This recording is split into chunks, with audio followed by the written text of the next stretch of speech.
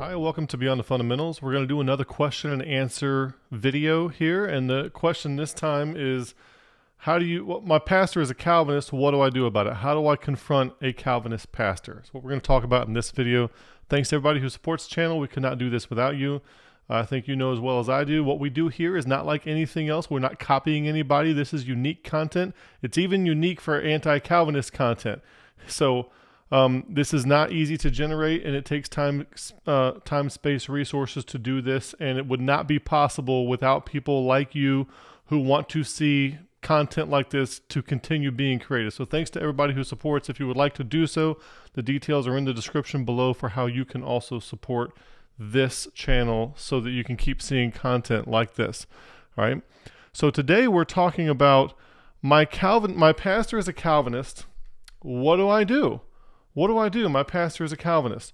I got an email from somebody. He says, Kevin, thank you. By the way, if you send me an email, I'm going to do everything that I can to protect your identity and preserve your anonymity. If you send me a private message, an email, something like that. If you post it as a comment on a public forum, like in YouTube, as a comment, it's fair game. I just copy and paste. I'll just do a screenshot of that. But you send me a private message, I'm going to do everything I can to protect your identity. So it's, and by the way, if you send me a question, there's probably 150 other people who have the same question, okay? Hi, Kevin. Thank you for accepting questions. How do you share about the error of Calvinism with pastors who regularly preach from this paradigm? Thank you for your time.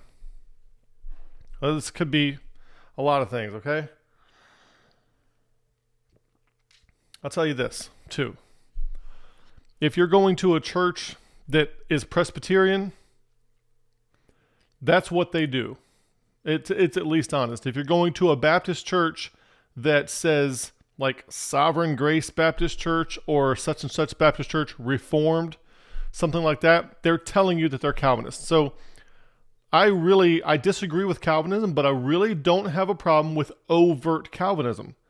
I have a problem with sly, covert Calvinism, which is what is infiltrating the churches. And the reason we do this channel is to try to equip people for Calvinism as it infiltrates covertly. And it infiltrates other kinds of evangelical churches covertly all the time, and people don't see it coming. They don't see it till it's too late. And the only reason Calvinism can spread is when they can perpetrate it against people who don't see it coming. People who know what it is, you can't spread Calvinism to them. You have to get people who don't know, all right? So they're Calvinists. So if you're asking this, say I'm in a Southern Baptist, for example, say you're in a Southern Baptist church. It is not a Calvinistic Southern Baptist church, but you have a Calvinistic pastor. I'm telling you this, if you do not overtly protect, on purpose, proactively, protect your church against Calvinism, there are Calvinists out there, and I'm not talking about one or two. I'm talking about they're just flooding out of seminaries like an anthill that's been kicked. They're everywhere. It's strategic. It's coordinated. They are looking for churches where the people are not well taught that they can take over for Calvinism. That is how the Calvinistic meme complex propagates. It propagates to evangelical churches who are not well trained, who don't know their Bible very well, okay? So that's why Southern Baptists are a huge target for these guys. So if you're talking about a church that is honest about it, and you don't like Calvinism, I recommend you just go somewhere else. Or if you like the preacher, you like the pastor, and they're honest, like it says Reformed Sovereign Grace Church or something like that, they're honest about it. And if you like it, stay there. If you don't, if you can tolerate it, it's up to you what you do with that. But I wouldn't try to confront or remove a pastor that is in an honest position where the sign says Sovereign Grace Baptist Church or Reformed or Doctrines of Grace Baptist Church, whatever, something like that, okay? If they're overt about it, I would not bother trying to approach the pastor. The issue is when they're not. Now you have two different kinds when they're not. Okay, here's the deal. There are some Calvinists out there who don't really know that they're Calvinists. And what I mean by that is Calvinism was pushed over on them in seminary as if it's just the deeper version of the Christianity you already knew and grew up with. They were not taught, they're not showed the dichotomy that it's something completely different. They're just shown, oh, now we're giving you meat, okay? They start to reject it in seminary, and the professor passes it off as, oh, this is Orthodox Christianity. You just haven't been exposed to the meat yet. This is the meat. That's how it gets passed off. So then they go off. They're not necessarily trying to take over churches for Calvinism, but they don't know any better, and they will take any Baptist church because they went to a Southern Baptist seminary. They'll take any Southern Baptist church, and then they start doing their Calvinistic thing. Those are rare to find those, but they are out there. So you need to kind of use a little bit of discernment and find out what kind of Calvinist are we dealing with here. Most of the time, it is with malice and forethought that they have planned to come take over your church with Calvinism. If you're in a non-Calvinistic church and you are slowly discovering that your pastor is a Calvinist, they have correctly evaluated that your church is weak enough to where it can be targeted for such a thing with a reasonable degree of certainty that it would be successful.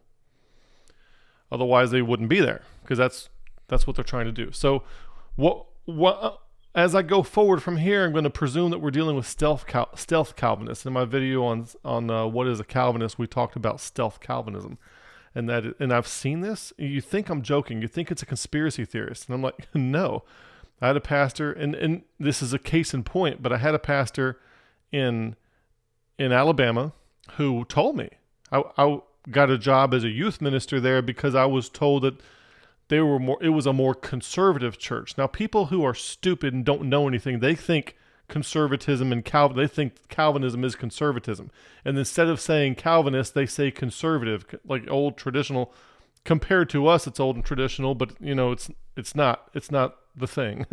Anyway, it was sold to me as if it was an older traditional conservative church, and I might want to go try to be the youth minister there.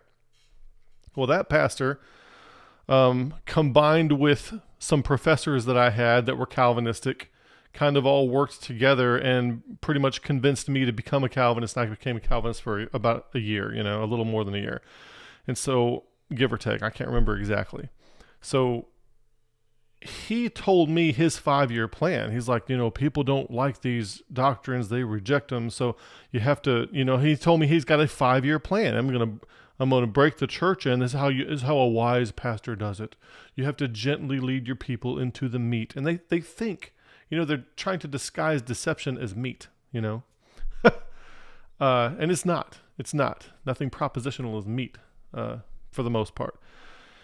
So he's got this 5-year plan. He's trying to coach me and guide me on how to gently break people into Calvinism. And then at the end of the 5 years, you will have a congregation to where you can tell them what the label is and they won't object to it.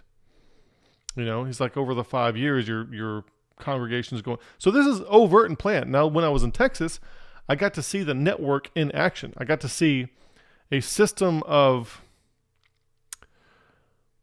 parachurch respected people. Now, you might call these people with doctorates in theology and doctorate, divinity of ministry, doctorate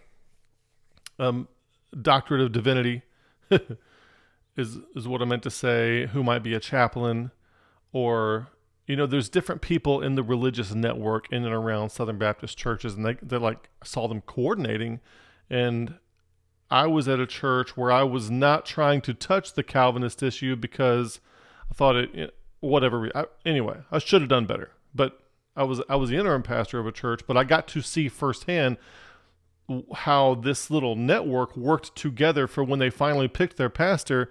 They orchestrated for a Calvinist to come take it over and turn it into a Calvinist church. So I'm not imagining a conspiracy theory here. I am talking about overt. I've had the plan laid out in front of me. I've had people tell me point blank, this is what we're trying to do. That's what they're trying to do. I've been in that network of people where they try to do that. So I've seen it firsthand. So that's what they're trying to do.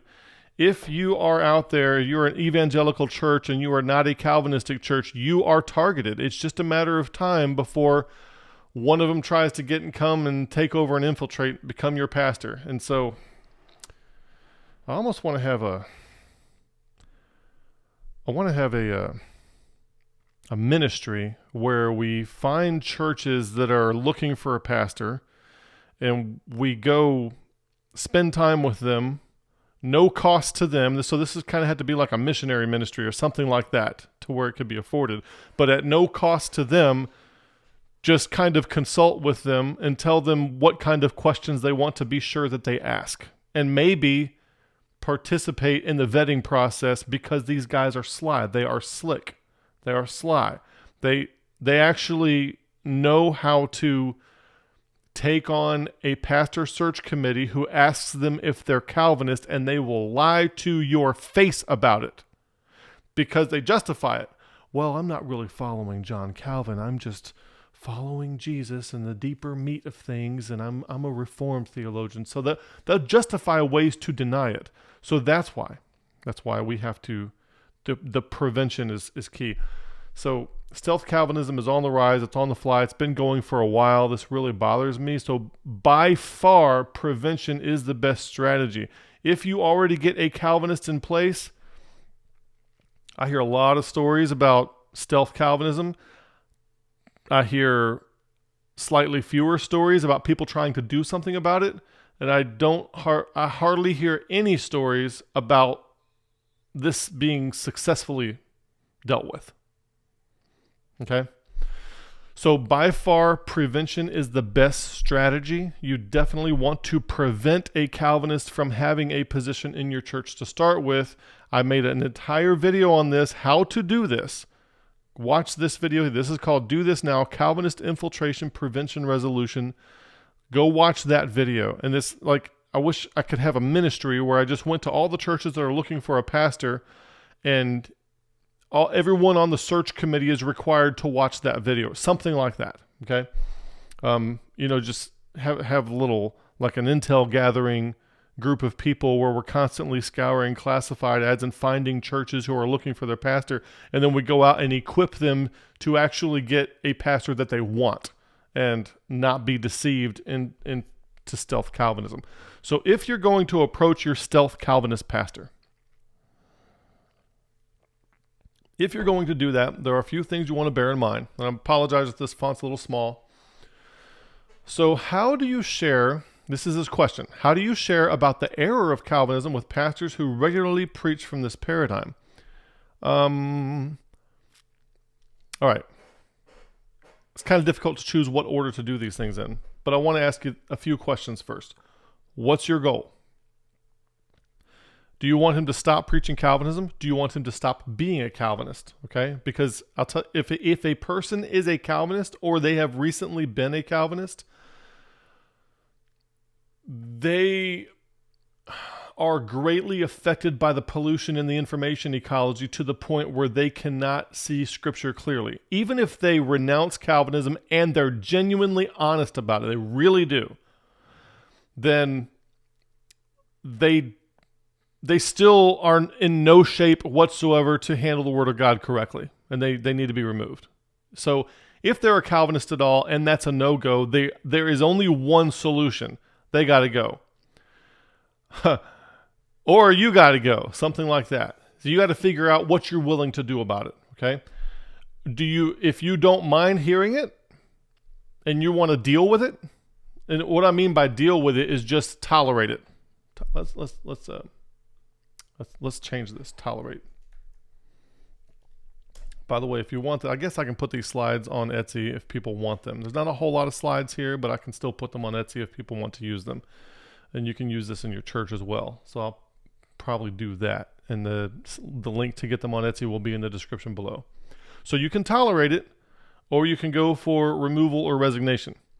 But you need to know that staying in their position, like changing their mind and staying in the position, is not an option for several reasons. Number one, if they genuinely change their mind, they're still not fit to handle the Word of God correctly because they're so affected by the pollution in the information ecology. It takes a while to get rid of the Calvinist thinking inertia and kind of relearn things and go back through the inductive method, hermeneutics, all that kind of stuff has to be undone, then redone.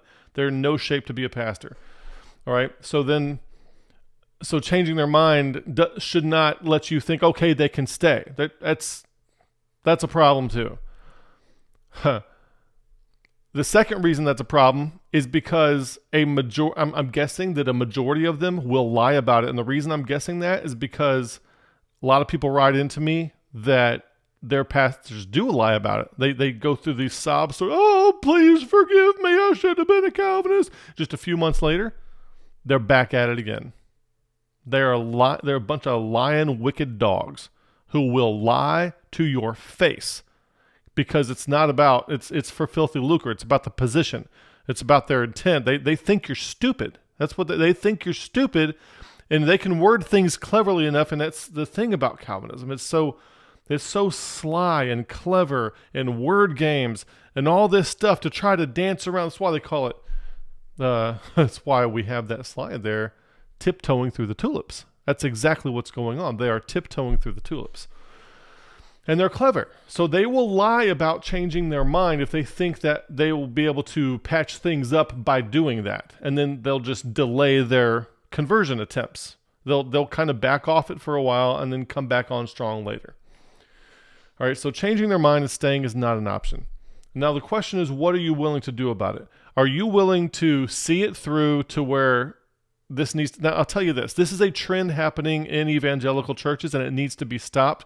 And there need to be churches who stand up to it.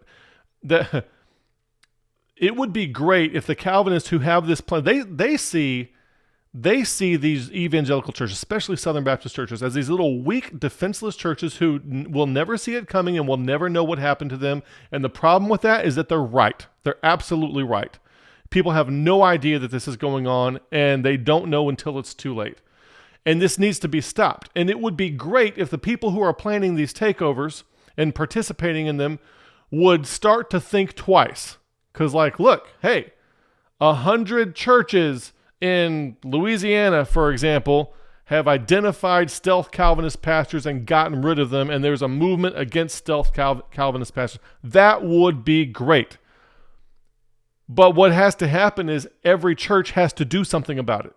There has to be somebody who's willing to stand up and do something about it and draw the line in the sand. And if you can't make the thing happen, if you can't remove the guy and get a Bible believer in there as pastor, you need to leave. You just split the church. By the way, the church is already split, and that dude is the guy who showed up to split it. I know what's going to happen with this comment. People are going to say that I'm advocating dividing the brethren. No, that's not what I'm saying. And I'll show you scripture for why I'm saying what I'm saying here in a minute. But you need to follow that which is good, as John would say in 3 John.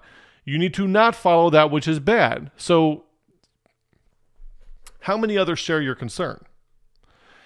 And you need to do something about it. Look in the church constitution, get the elders and the deacons on your side and whoever else you can, and do something about it. Do something in accordance with the church constitution to put a stop to this, confront them, anticipate what they're going to do, watch the other videos on here so that you know what their tactics are. I have a video called Calvinist Tactics. I also have this one that I just showed you a second ago. You need to be familiar with those. How many others share your concern? You need to have a united front against this. It needs to be serious. And then you need to ask what is the cognitive capacity of those who share the concern and what are they willing to do about it? Because the problem with this is that Christians don't have strong resolution to do anything. They don't have strong resolution to say no, to fire people, to do something that might not be nice. But for the sake of the flock have to be protected from wolves. And somebody has to stand up. Somebody has to stand up to it.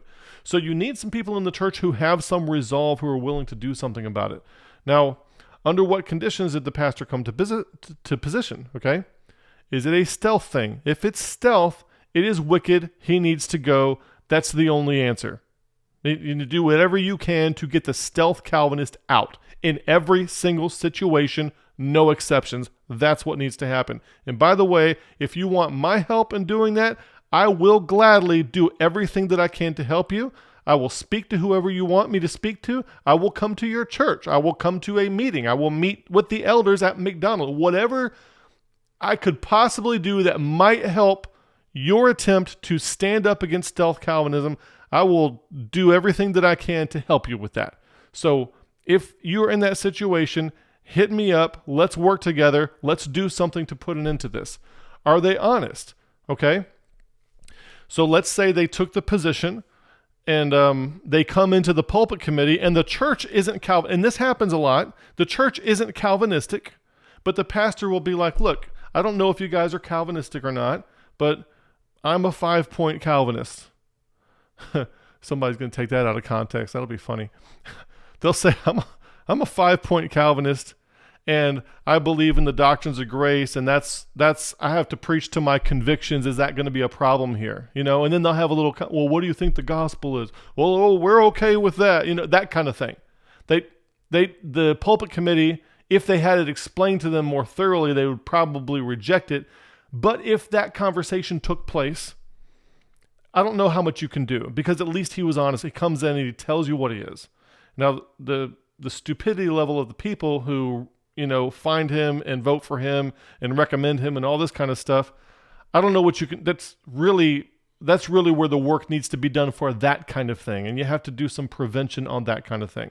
So that's why the Calvinist Prevention Resolution should be part of the pulpit committee process. So where the pastor is presented with the church's version of that resolution during the vetting process, while they're just talking to the pulpit committee, not before they meet anybody in the church. And they need to know, this is where we stand on this thing, and there's no bending on this whatsoever.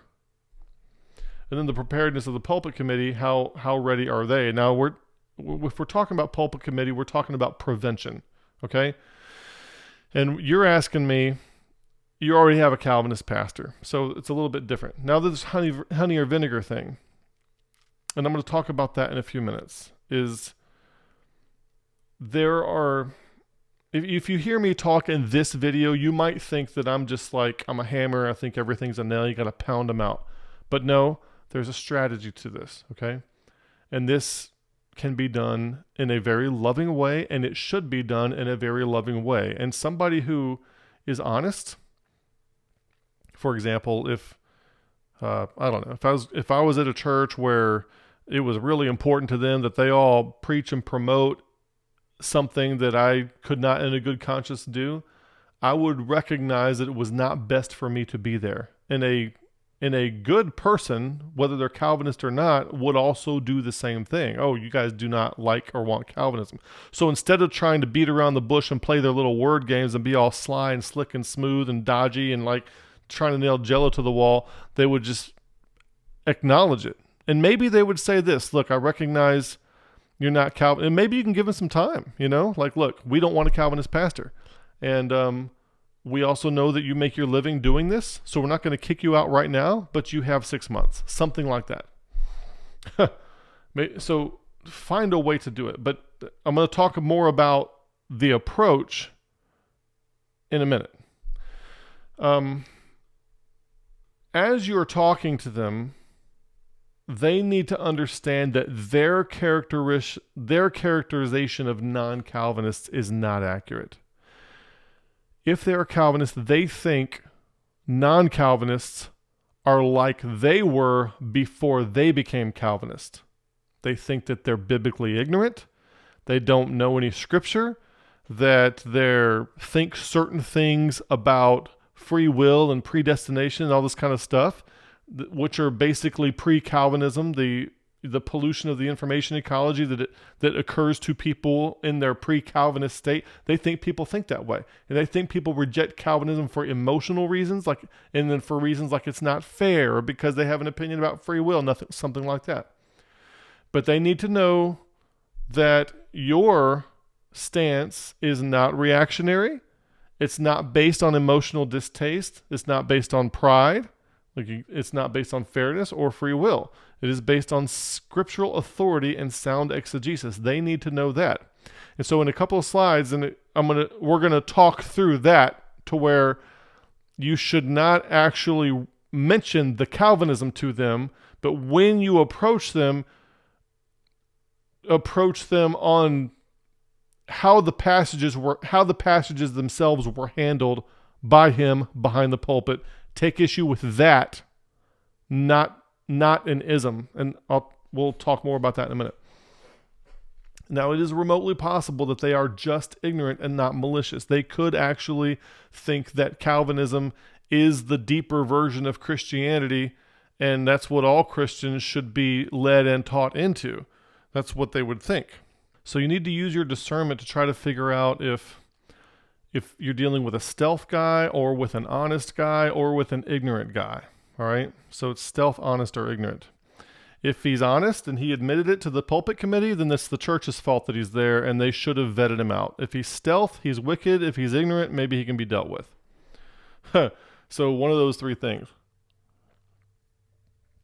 Because some churches that are not Calvinists, they don't recognize what a big deal it is. They don't think it's an essential, and they will let a Calvinist pastor come. They don't realize what the intent of the Calvinist pastor is. So if that's the case and they just admitted it, well, that's another problem. So is he stealth? Is he honest? Is he ignorant? You're going to figure that out before you do any approaching. Now, there's some biblical guidelines you need to understand when it comes to dealing with a pastor that may be doing something wrong. All right. There's an example here, and maybe not just doing something wrong, but who needs supplemental information too. Okay. For example, in Jerusalem, what do you have in Jerusalem? You have a bunch of people, you have a bunch of apostles that stayed there. Remember after Acts chapter 8, the persecution that arose about Stephen with Saul of Tarsus doing the persecution, all the Christians got out, but Acts chapter 8 says the apostles stayed in Jerusalem. Okay? So the 11 and Matthias, they're still there.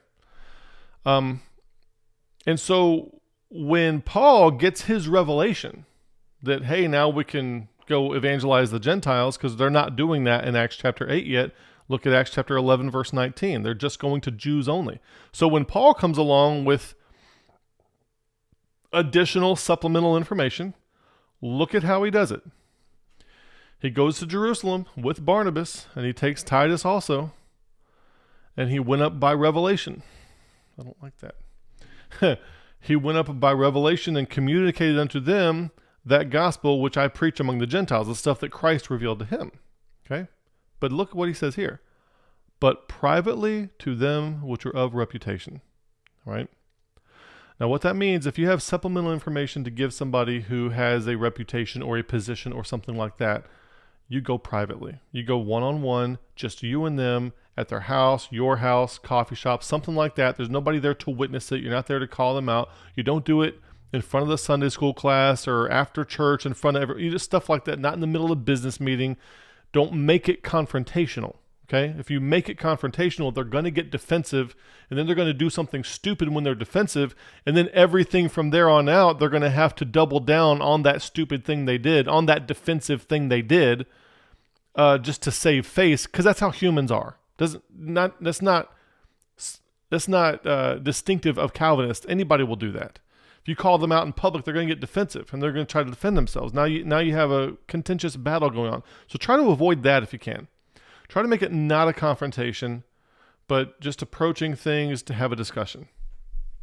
And Paul says he's got false brethren unaware brought in, who came in privily to spy out our liberty, which we have in Christ, that they might bring us into bondage. And in this case, there's a bunch of Judaizers who are trying to get the brethren to have to follow the law and be circumcised and keep the law of Moses and all this kind of stuff, wanted to get Titus circumcised and all this kind of stuff. And the abstract of that would be any group of people who thinks you need to follow their paradigm in order to be in the correct in-group or considered correct and not stigmatized as a heretic or anything like that. They're going to spy out your liberty and try to bring you into bondage. And you don't want that to happen. So here's what he says. To whom we gave place by subjection? No, not for an hour. And wait, I didn't even give him 5 seconds. That's kind of how we'd say that today. Don't give him the time of day, that the truth of the gospel might continue with you. In other words, look at our videos on there's no gospel in Calvinism. Look at this stuff that when the Calvinists are saying Calvinism is the gospel and stuff like that, if you want the truth of the gospel to get out, you have to segregate it from Calvinism. You cannot be a big tent with Calvinism in it and you have the same mission. It is not the same mission, okay?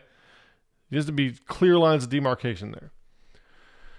So we need to follow this example. Paul says, follow me as I follow Christ, and he don't give subjection to these people. So in other words, if you have a stealth Calvinist pastor, something needs to be done about it. It needs to be rectified. Something needs to be done. Somebody in the church needs to have the resolution to do something about it.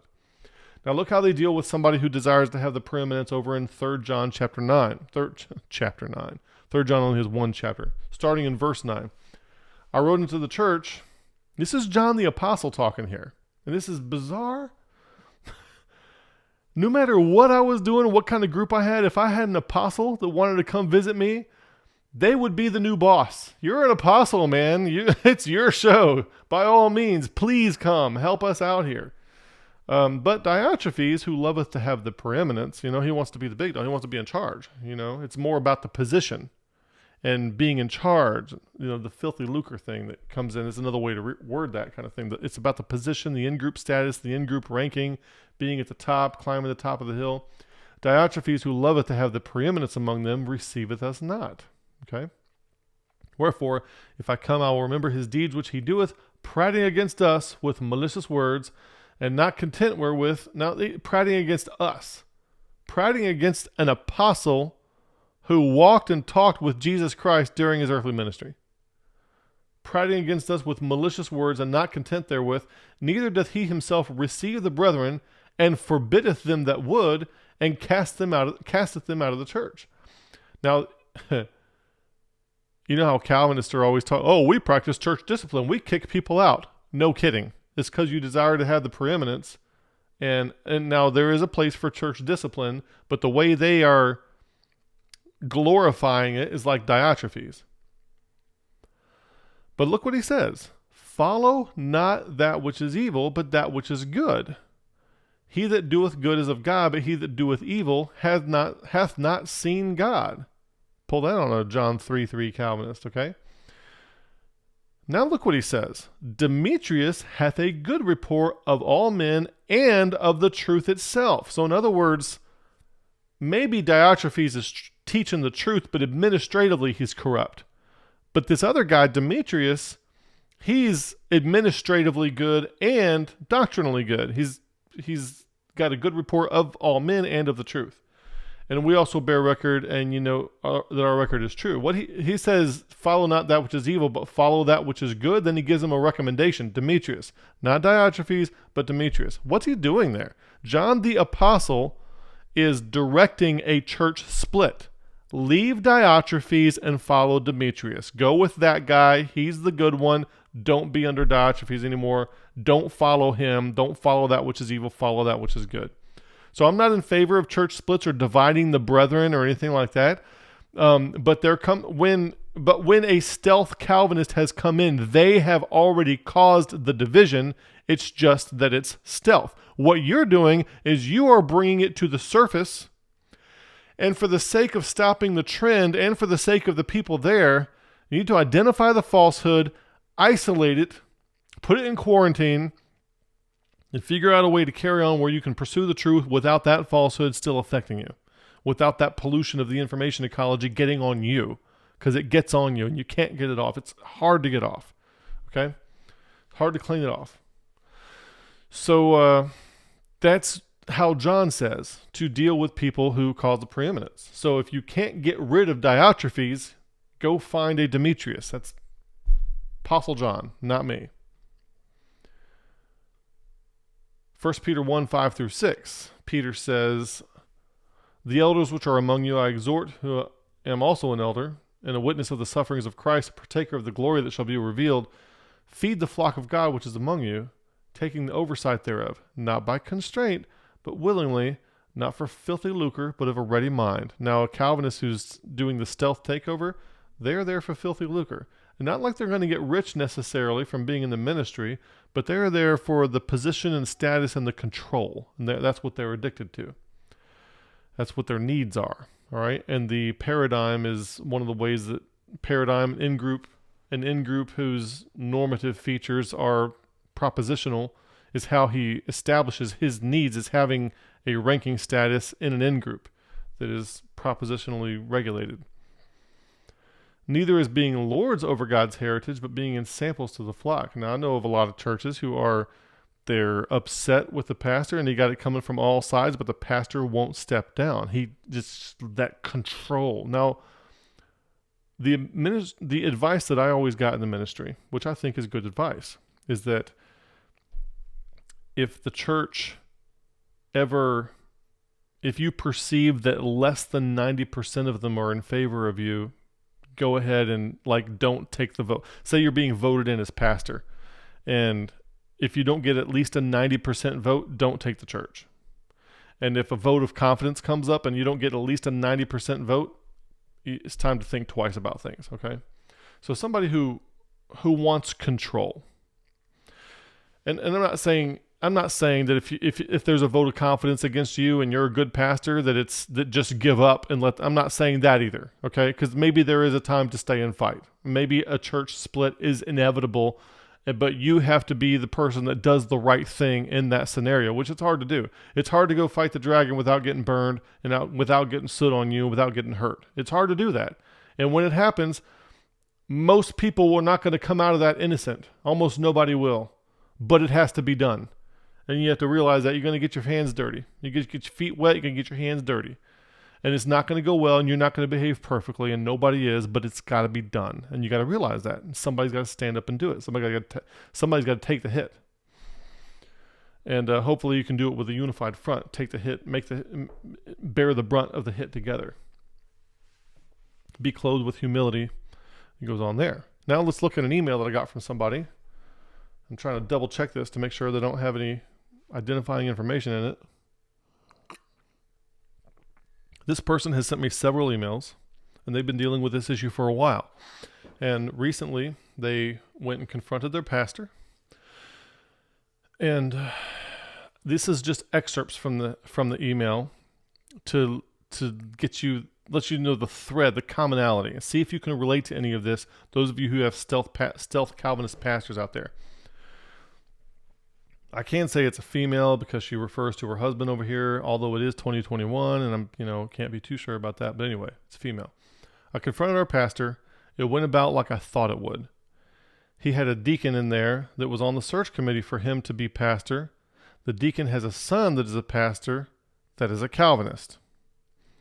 And he had another deacon that knew nothing about Calvinism, who basically kept saying, everybody is just making a big deal over this. Let's just win souls together. And that's one of the problems you're going to encounter too.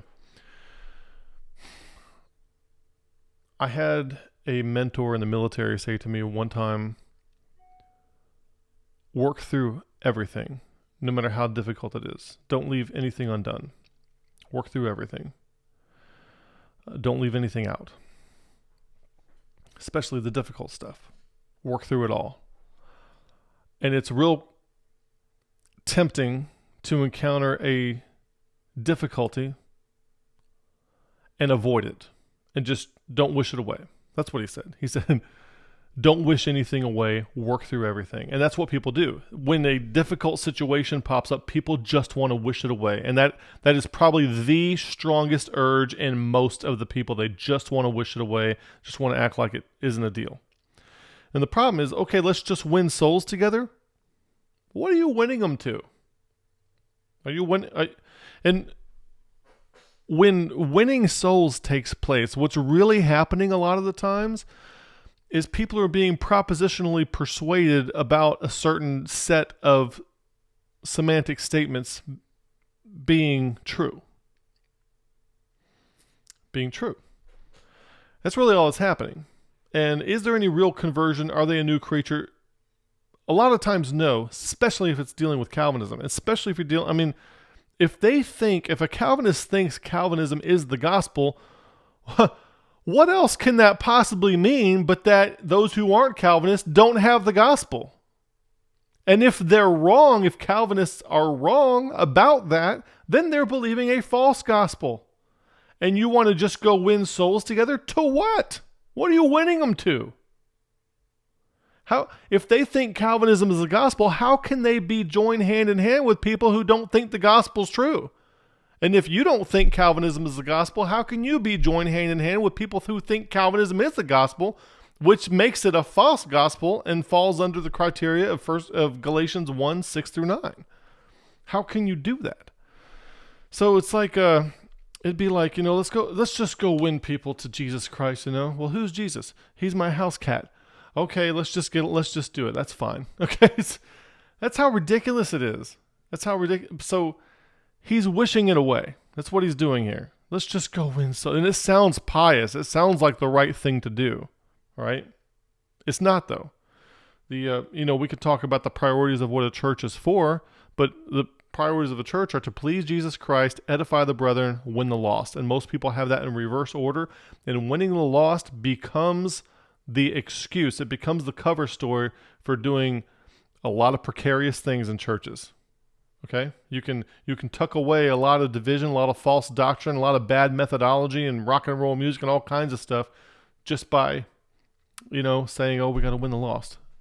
And when I say rock music, I'm talking about like real rock music, like the church pastors who bring in like secular music to try to have secular church concerts just to attract people to the building. That, just the seeker sensitive stuff.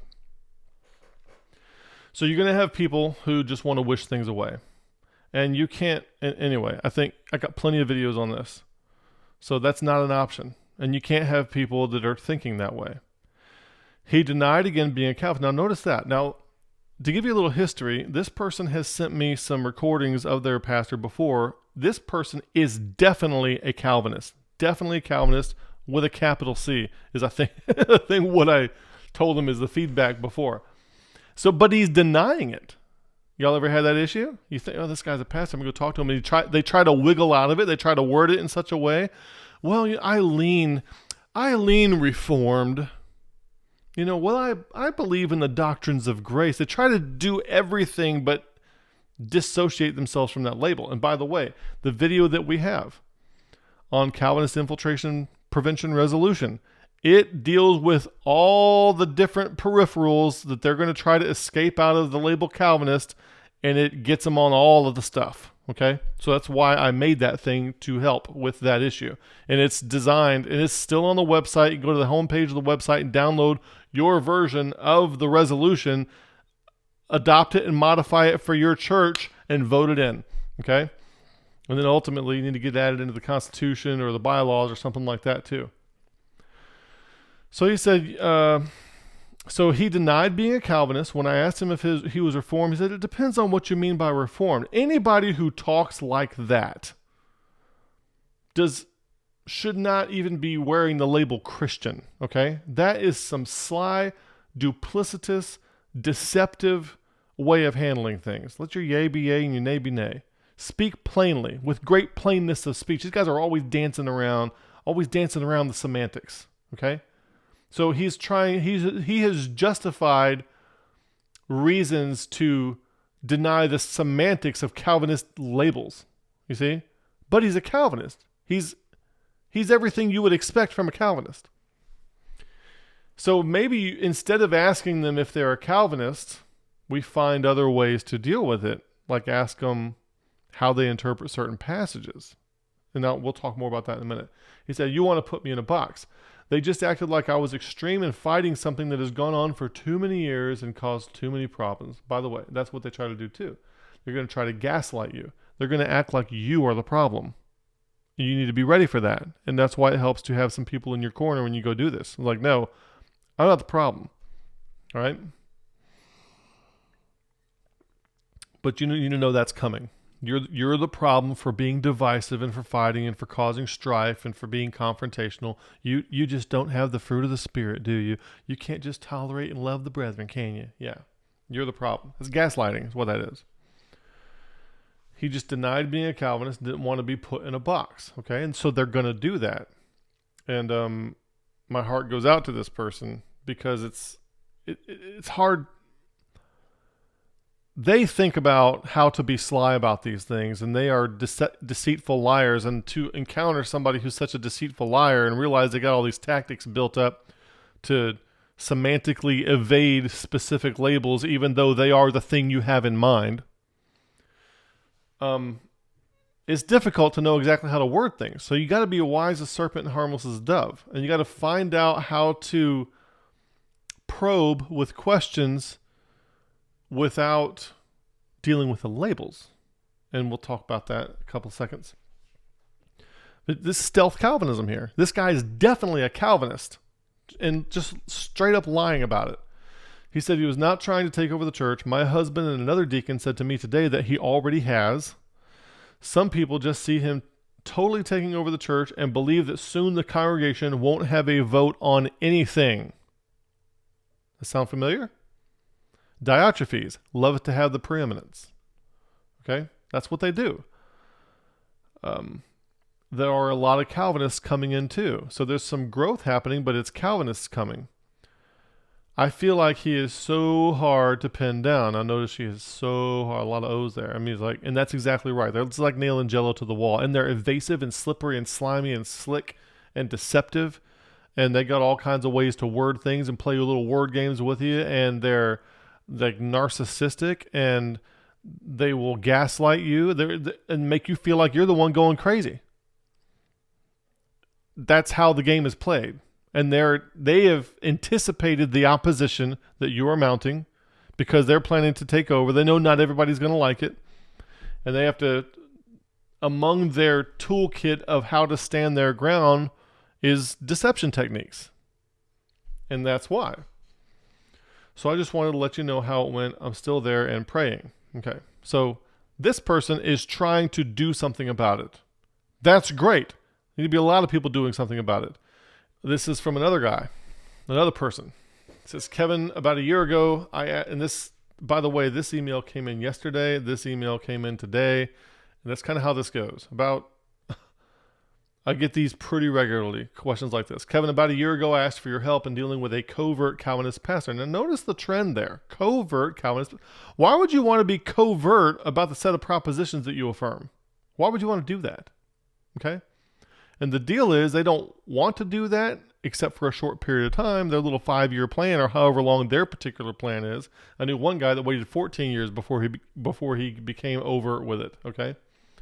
And that could just be 14 years before the people realized something was up because some people don't pick up on the clues. They don't know what the code words are that they use and all that. Through your prompt email response and continued teaching, deprogramming my mind from Calvinist falsehoods, I'm doing well. I listen to you daily and get so much good Bible from your ministry. After months of church shopping and interrogating many pastors about if they are Reformed or Calvinistic in any way, I settled on a local Baptist church herein, and I redacted out the name and location of the church. The pastor, and I redacted out the name of the pastor, is really good. From the pulpit, he denounced the 5 points. I asked him if he's Reformed. He said no. He seems very genuine. Now this is, look what happens next. My only concern is that he uses the NIV and talks about Charlie Spurgeon. Yuck. It's funny he calls him Charlie Spurgeon. But from your video last week about Charlie, that's not uncommon in Baptist ranks. So it's not necessarily a huge red flag that somebody is quoting from Spurgeon because a lot of non-Calvinists quote from Spurgeon. Now, he says, I know he has some Calvinistic presumptions he probably picked up in seminary with his ESV, LOL. I'm not really writing to ask you for any help. And then he goes on to say, he's writing an encouragement email that now he feels more equipped to spot the Calvinism and to spot people who are, what this pastor's problem is here, he says he has Calvinistic presumptions and he probably picked up in seminary. This Calvinist problem is that he's been affected by the pollution in the information ecology that comes from the Calvinism that seems to be, there's like latent Calvinism that's kind of ubiquitous in a lot of evangelical churches, just in the phrases and things that we say. You want more information on that, you need to watch the video, Why You Became a Calvinist. It talks about the latent Calvinism, the vulnerabilities that get programmed into people that later get exploited and turn them into Calvinists. So all the stuff that gets planted in you, stuff like the atonement saves, and you need to put your faith and trust in the finished work of Christ on the cross. Phrases like that are pre-Calvinism. Non-Calvinists will accept them later. They are extrapolated out for a deeper meaning, and so this guy has all this pre-Calvinism in him, even though in his conscious mind he's against Calvinism, but he has these Calvinistic leaning presuppositions and presumptions that he's not aware of. Okay, doesn't realize they're there. I listened to a guy, I already said this in another video, but I listened to a little 7-minute video on somebody who was refuting Calvinists, and they had a bunch of pre-Calvinism in their refutation of Calvinism. And there's another guy I talk to sometimes online who says, I became a Calvinist because I spent all this time trying to refute Calvinism, and then I wound up becoming one. Well, that's the problem. You're focusing on that thing and then you're becoming it, and you had a bunch of pollution of the information ecology that led you into that thing. You have to, how do I say this in a nice way? You have to be intellectually inept to some degree in order to get into Calvinism. It's the only way you can get into Calvinism, and I say that having been one myself, okay? And so when you're intellectually inept and you don't realize that you have a bunch of Calvinistic presuppositions that you haven't checked and don't know about, when you go to try to refute Calvinism, it will activate and bolster those presuppositions and actually take you into Calvinism. It's like a logic bomb or a 0-day virus or something, just waiting to be triggered. So watch that video, why you became a Calvinist, when you get a chance. So, I'm going to tell you this. You can do one of two things. You can either be a pastor or you can search for the truth. You can only do one. You cannot do both. Now, I also have a disclaimer statement here. This is not intended as an absolute statement, okay? It is theoretically possible to hold a position as a pastor. But I'll tell you this. Holding a position as a pastor in a proposition normative church. What does that mean? A church with a propositional statement of faith, okay? Where the barrier of entry is willful affirmation, willful assertion of creedal propositions that are written down in the church's statement of faith. That's the barrier of entry. What are the processes that led to those propositions? Who knows? Nobody cares what those processes are, or if you have any skill or capability in executing those processes. All they care is that you affirm the conclusions, which is a horrible way to do things. Absolutely horrible way to do things. So in that environment, holding a position as a pastor in that environment and earnestly searching for the truth are mutually exclusive. It cannot be done. So you cannot have somebody, in other words, the chances of your stealth Calvinist pastor or any kind of Calvinist pastor honestly conducting a search for the truth while he is in the pastorate, probably not going to happen. Probably not going to happen. So to look at the question again, how should we approach? How do you share about the error of Calvinism with pastors who regularly preach from this paradigm? So there's this guy here. I actually talked to him on Leighton Flower's show. I went on Leighton Flower's show, and then he didn't tell me he was going to do this, but he brought Brad on. But this was from years ago, and on Soteriology 101, and I know I'm promoting somebody else's channel, but hey, content's content. If it's helpful, I want you to get it. Lead pastor leaves Calvinism and apologizes to the congregation for misleading them. This guy's name is Brad Sabb. So it might be good. Maybe I could do a collab with him. Maybe I could have Brad on my channel and have a little conversation with him and get him to explain to this audience what that was like for him, what happened. But what happened to him is somebody sent him a video. Another like a friend, like a missionary friend from, I think they were in Japan, sent him a video, and he watched it, and what it did was this. It showed that his characterization of non-Calvinism was not accurate. He's like, wow, this is non-Calvinism, but it's not just emotional or about fairness or free will. It's actually dealing with scriptural authority and sound exegesis. That got his attention. Okay? And then he wound up leaving Calvinism. So it might be interesting to get a variety of former Calvinists who left while they were in the pastorate, who left Calvinism while they were in the pastorate, and study them, ask them, and interview them, and find out what they went through, what it was like, and what kind of flipped the switch for them to make the change. And then maybe we can replicate that, find a way to replicate that. So maybe it would be like instead of like if you're a church member, instead of you dealing with a church member, maybe, and I have not talked to Brad about this, but maybe we get Brad to talk to them, okay? Because this just recently, I say recently, more than 2 years ago, but it's still a little bit fresh. And maybe, see, there's a whole bunch that goes into the propositions that you affirm and the paradigm that you feel like you're a part of, other than whether or not it's true.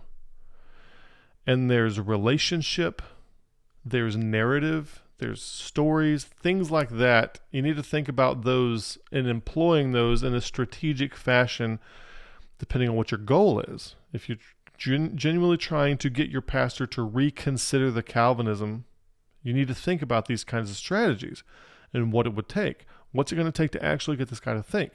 And you need to realize that you can't really do it at the propositional level. You're going to have to do it probably at the relationship level, probably get a conversation, a non-defensive conversation started at the relationship level, and then some stories, some narratives, such as if you had narratives of 5 or 6 pastors who left Calvinism while they were pastors. That might be helpful, okay? Now, bringing up the label Calvinism at all is probably, you don't want to start there. And we'll talk about that in a second. I'll show you a couple slides to get you to think about something else. But this could be an approach, a strategy that might help. So I really think we need to put a playbook together for how to deal with stealth Calvinist pastors. And not just standing up to them and kicking them out, get enough people to vote them out, but maybe there's a way that we can put a playbook together where we can educate ourselves on a process of how to do this in a way that generates a high degree of success, or a higher percentage of success than what we're having right now. So the stuff that he watched, somebody sent him over here these videos, because the way he talks about it, it's very unclear to me which of these videos it was, but I think it might have been both of them. But this video down here, this video on predestination, is probably the number one paradigm shaking video on my channel that I would recommend that people watch for sure, if you can get them to watch that from start to finish. And the idea is it addresses the issue of predestination. And predestination is a core pillar of Calvinism. And when they can see that a biblical view presents things differently than Augustine did, because if they affirm Calvinistic predestination, they're affirming Augustinian predestination. And when you can show them that how the Bible employs the concept in term predestination, is different than Augustinian predestination, that kind of shakes their paradigm a little bit and makes them maybe realize.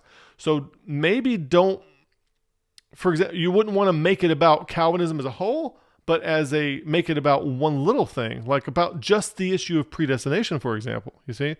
And it's not as threatening. But anyway, I think like a pastor friend or a missionary friend sent Brad either one of these or both of these videos. Now I'll tell you that, and that made him realize, according to him, that, hey, there's actually an exegetical reason for not being a Calvinist rather than just emotional reasons. And I'm summarizing and putting words in his mouth, maybe, but that's what I got from what he said. I'll tell you this. When I made this video up here, this chosen video up here, I left it up there because I think it makes the mistake. I had not yet come to the cognitive level of awareness that elect was to service, not salvation. I still had Calvinistic information ecology pollution in me. And I did that whole video agreeing that the word chosen or eklekto is referencing salvation. This is an updated video where I did some further study and changed my mind about, and that's also on Ephesians 1:4, and I actually changed my mind about what chosen meant and what elect meant. So election is to service, not salvation. I know that now. I did not know that back then, but that video is still available. And then the study that led me to that conclusion is here, election word occurrence analysis. That led me to the conclusion that election is about service, not salvation. And the tipping point, the thing that kind of tipped and jogged my paradigmatic information ecology pollution entrapment out was John Parkinson's book, Faith of God's Elect. Okay, so I recommend that when you get a chance. So if one of the strategies, maybe a pastor friend or a peer or something like that, could talk to your pastor and maybe share some videos like these or something else like that. But I think this one on predestination here is the one that's pretty much irrefutable in my opinion.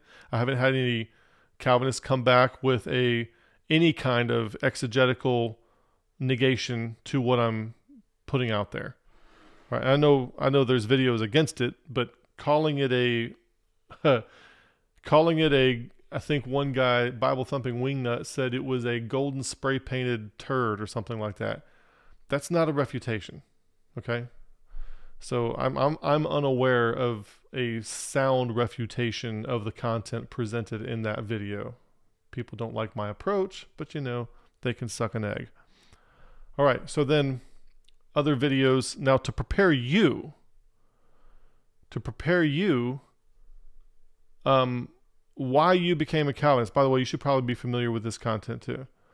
But why you became a Calvinist is important to understand how your pastor became a Calvinist in the first place. And the components of salvation. In other words, if you're going to go doing the talking, you need to be prepared to have the conversation.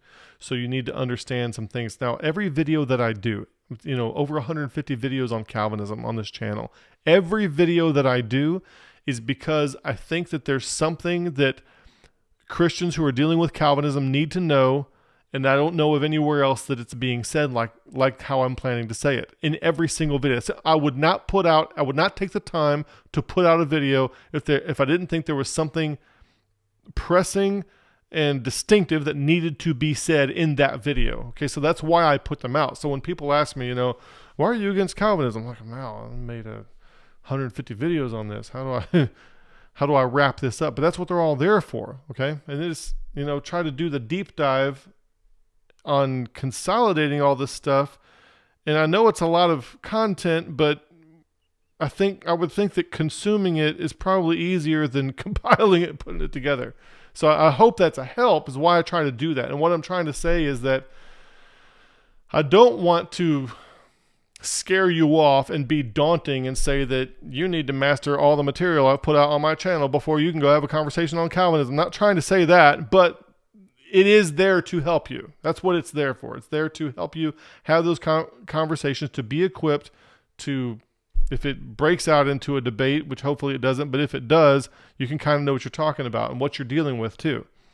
Some of the things this video here will help you break the paradigm of,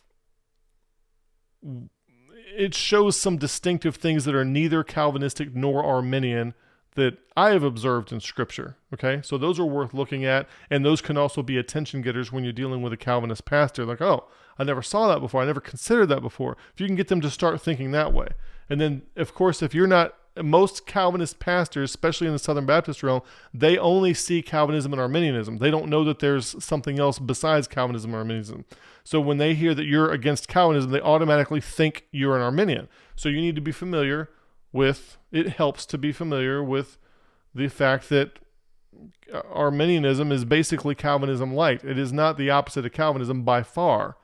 Arminius had a lot of Calvinistic presuppositions in him still, and he recommended Calvin's writings, thought they were great, and affirmed all the Calvinistic confessions. The Heidelberg Confession, he affirmed it. So he's a Calvinist. So those kinds of things can help. Knowing those kinds of things, disambiguating those kinds of things can help, being ready to do that. Now, let's talk about the approach what might be helpful to deal with a pastor like that is maybe appeal to a mutually authoritative figure for influential help. Appeal to a mutually authoritative figure for influential help. And who might that be? Maybe a more senior pastor. And maybe there's one in your church, probably not one in your church, but maybe nearby, somewhere in the town, somewhere who also goes to the associational meetings or the Baptist Bible Fellow, whatever it is you got going on. If there's any kind of loose or tight or authoritative or not authoritative association of pastors in the area that have any kind of influence, and you know of one that's not a Calvinist, or you could actually have a Calvinist pastor who, let's say there's a Calvinist pastor of a Reformed Baptist church, and they are overtly Calvinist. And if he's wise, he might not be a bad guy. He might say, look, brother, you might be able to have a man-to-man conversation with your pastor. Like, look, if you're a Calvinist, you need to do the right thing, and you need to get yourself a Calvinist church, and you need to be upfront about it. That's what we do at our church. It's a Reformed Baptist church. You need to find yourself a Calvinistic church and don't try to infiltrate one. If you can find a Calvinist pastor, maybe a Presbyterian, maybe a Reformed Baptist preacher that will actually have the talk to say, look, not change your pastor's mind, but tell him it's inappropriate to infiltrate a church that is not Calvinistic and try to take it over. You need to do the right thing and get a pastor at a church that's already Reformed. All right? Or another pastor somewhere, could be a pastor who's older than him, which would help probably, or a peer-to-peer conversation of another pastor who at least has the chat, and just to say, look, it's not a fit. This church is not a fit. It's not a Calvinistic church. Granted, they don't know a lot of theology, but it was not the right thing to do to come in here and start preaching Calvinism to a church that was not overtly Calvinistic. That's sly. That's wolf behavior. You ought to be ashamed of yourself. You shouldn't do this. Maybe if you're a Southern Baptist, maybe the associational missionary can help. Now, in a lot of cases, the associational missionary is the problem. They are the ones arranging for Calvinists to come take over Calvinistic churches. But maybe you have a traditionalist or a provisionalist associational missionary or something like that who can help. Or maybe you have one that's like this. Maybe he is Reformed, but he recognizes that it's not good to have a Reformed or Calvinist guy in a non-Calvinist church. And he can have that talk too. At least get him on your side that it's a mismatch. And what will happen there is the debate will shift from being about theology and Calvinism to whether or not it's appropriate to be in a non-Calvinistic church if you're a Calvinist. And if they recognize that it's not a good fit to the point where there is some discord, a wise older person, even if they are a Calvinist, will recommend that linking be broken. Okay? So you might want to look at things like that. Other people that can help you that might actually be Calvinists that come help you recognize that linking is not a good fit for that pastor to be in that position. Okay? And they can help you with that. So your conventional denominational leadership, if, in the independent Baptists, they got Baptist Bible fellowships, and that's not really denomination or an association or anything. So they're not authoritative, but they can be influential. Okay. And if you're Southern Baptist, there's a convention, and conventions technically aren't authoritative, but they do have the power to change a church's status of whether or not they're in the convention. They can't change they don't have any power at the local church, but they do have power to say you're not in the convention anymore, or you're broken the rules and we're going to have sanctions against you or something like that. I don't know. But you poke around, see who you know, see who you can talk to, see if there's somebody who can help out, who agrees with, not necessarily, they don't even have to agree with you about Calvinism being wrong, but you just want them to agree with you about a Calvinist pastor in a non-Calvinist church not being a good fit. Okay? That's really all you have to agree with when you're trying to get some help from outside. But if you pick the wrong guy and you get them involved, remember some of them are sly too. They might come in bad faith as if they're going to help, but then they wind up trying to help that church help that pastor turn the church into a Calvinist church. So, I mean, it's a, what do you call that? A can of worms. It's a mess. It can be a mess. It can be very difficult to navigate your way through this. Get a mentor or a professor of, like somebody who's a mentor of the pastor, okay? And again, it doesn't necessarily have to be a non-Calvinist, but somebody who the pastor respects, who could be a mentor type figure, maybe a professor, maybe not one of their professors, but something like that, who would be respectable, who might carry some influence and some weight, who could have the chat to either talk them out of their Calvinism or tell them that it's not a good fit. We don't, we love you, but you should go to a Calvinistic church. Do the right thing. Take over a Calvinistic church. Don't try to take over a non-Calvinistic church and convert it in a stealth way. Now, or you can do it. You go have the conversation yourself, and here's what I recommend if you are doing it yourself. Do not. You're going in there, you're talking to the pastor. Do not mention Calvinism. All right? Do not reference the ism. Don't, if you're in a pastor search committee, it's appropriate to say, are you a Calvinist? All right? If you are dealing with a pastor who is a stealth pastor, you know that they're probably going to play a lot of word games about the label Calvinist, about the label Reformed, just like the other email that we saw a few minutes ago. You know they're going to do that, okay? Maybe they won't, but they probably will. So what we want to do is we want to remove that capability from the equation and proceed without it. So don't give them clear lines of demarcation to play word games with. Take the lines of demarcation away, and strategically, they want to say they're not a Calvinist, or they want to say they don't know what it is or whatever. Strategically play the same game. I'm not. There is a strategy to this. So what you would do? Do not address Calvinism. Don't mention it. Don't mention the labels: doctrines of grace, sovereign grace, Reformed, whatever. Take notes of the sermon. Find out things that he is preaching in a Calvinistic way. And just address the correct interpretation of the passage that he misrepresented. Now, I'll tell you a story that I did. I knew somebody who had a doctorate of divinity, and they preached on Ephesians 1, all this kind of stuff, and they said the exact kind of tiptoeing things that I thought they would say. And so when I went and talked to him, I didn't talk about the whole issue of Calvinism. So there's an art to this, and let me try to paint this picture for you. Let's say you're arguing with your wife, or you're arguing with your husband, and you're disagreeing on how to do things. All right, and it could be. Let's make it something stupid. Let's say you're disagreeing on what kind of clothes basket you should use with the laundry, and you're of the opinion that a particular kind of hamper or clothes basket would be better than another one. And you say, look, it's going to be this way, and it has to be this way for the rest of our lives. That is daunting, and it seems so permanent and so devastating. But if you just say, I really like this one, do you mind? Let's try it for a week. You see, if you deal with a little bite-sized thing, if you start talking about the rest of somebody's like a big thing, that is frightening and scary.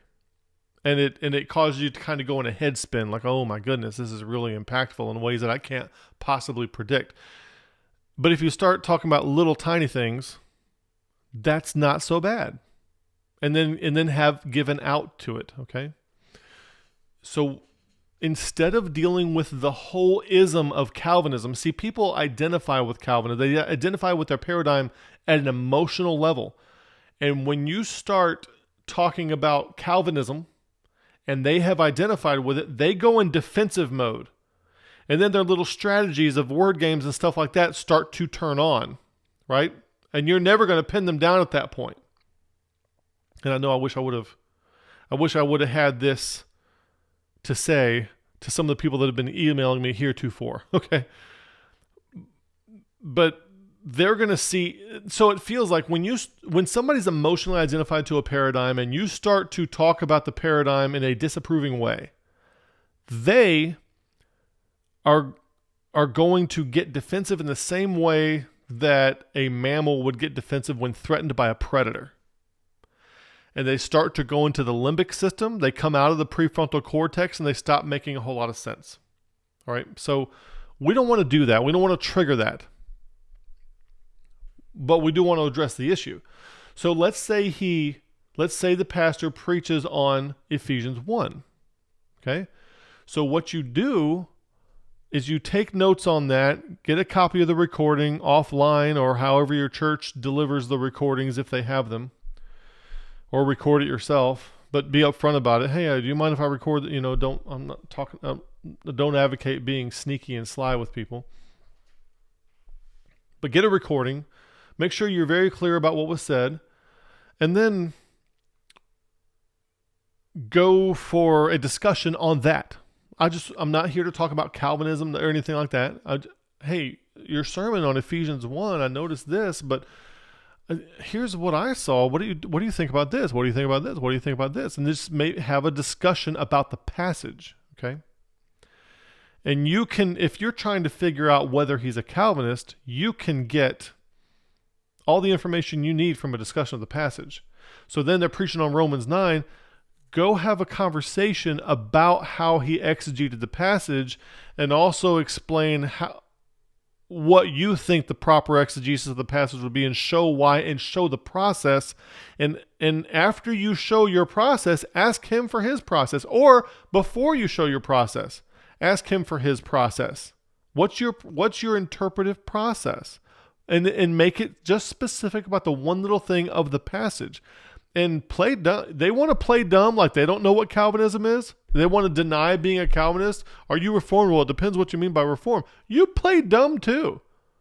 Just act like, I understand Romans 9 this way, and what you're saying seems to go against what I see the text clearly saying. Especially when you look at it in the context of the rest of the New Testament, Matthew, Mark, Luke, and John, and Acts, and Romans 11:32, and stuff like that. So make it about the passage. When you're having the discussion with them, don't make it about the whole ism. Don't try to make him defensive. Don't try, So what I'm trying to do is trying to deal with the issue so you can find out whether or not he is a Calvinist, and so that you can express your concerns in a way that keeps it as localized as possible. So that could be a strategy. So if they want to play dumb, you can reciprocate the feigned dumbness as a strategy in order to evade some of their word games, because the word games, anticipate them and try to avoid language that will trigger them. And now I know some people could criticize that and say that I'm trying to be sneaky and sly, or maybe that's a little deceptive, and I don't think it is, because there is good reason to anticipate deception on their point, and we're not lying about what we are. We're just not divulging how much we happen to know. Okay? And we're trying to deal with the actual data itself and not let our affiliation with paradigms and in-groups and in-group ranking pull us away from the data itself. Okay? So maybe feigning the dumbness is not a good way to word it, but maybe avoiding the labels might be another way to say it. But I don't have a problem with the way it's worded here, but if you do, figure something else out, but what this will keep focus on the scriptures and not on demarcated labels and groups and doctrine sets. Okay, because as soon as you start using labels, they're going to think you're an Arminian. Then they're going to think a whole bunch of things about you that you have to unteach them. And if you just deal with the passage, they will be able to see that you are dealing with this in a way that's not Arminianism either. Wow, and they might make them think. You see, that's not how I say it, but it's also not Arminianism. I know what Arminians think, and that's not that either. So that now he's maybe genuinely curious about what is this? And then you can take them through the inductive method and the context. So that's, if you do it yourself, those are some tips. Those are suggestions, okay? Just suggestions. And maybe, I don't know what the situation is, depends on what you do.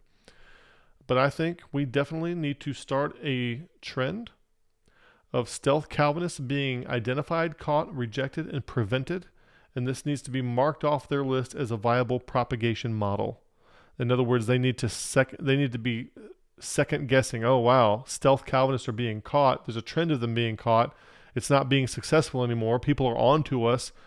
Maybe we need to try a different strategy, like not try to deceive people. And again, you need to watch this video. If you're to prevent Calvinism from taking over at your church, watch this video, download the resolution, tailor it to your church or organization, and put it in place and protect this thing from happening. So we're going to end the video right there. Let's do something, though. Let's do something. Stand up. I mean, doing this wrong, I gave you the tip here in the DIY that don't mention the ism. If you do it wrong and you mention the ism and he gets defensive, it's better that you do something than nothing. Okay, so do something. Figure out a way to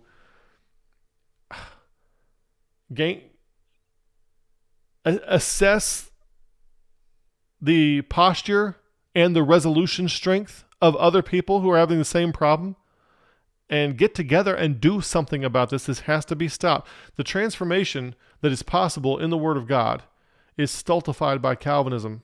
And if you could just grasp that transformation and know how wonderful what Christ has in store for your future is. And a lot of people, I don't think, anybody who thinks that Calvinism is a peripheral, non-essential issue, they have no idea the kind of transformation that is latent and possible for them in Scripture, just waiting for them. They have no idea. But you can never get there if you're a Calvinist. And you can never get there if you're sufficiently negatively affected by the information ecology pollution that comes from ambient Calvinism either. So all that stuff needs to be cleaned up the same way you need to get rid of a blood cancer, so that the transformation can take place. And that's really what we want. What we really want is for Christians to be able to have that transformation occur in that sanctification thing happen in their life. And it'll never happen when you're tangoing with Calvinism. When Calvinism is around, when it's in your mind, even if it's not intended, it'll never happen. So let's get this trend going, shall we? Thanks for watching. May the Lord bless you, and good day.